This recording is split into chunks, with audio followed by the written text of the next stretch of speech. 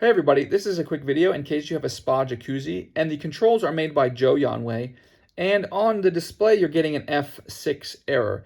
And you might also notice if you're getting an F6 error that the water is no longer heating or maybe not heating at all. And this is because the F6 error, on certain displays it actually explains it, but some of the smaller displays it just has the error. The F6 is when the thermal switch has been tripped. Basically, the heater has been turned off and reset because it sensed that it was too hot.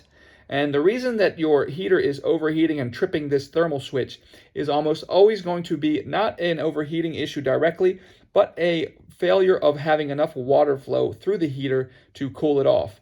And so what you want to do is, because the heating of the water is actually what carries the heat away from the heater. So what you need to do is make sure that you're getting enough water flow. Make sure there's no clogs or nothing restricting water flow through the pumps, through the heater, and that should get rid of this error.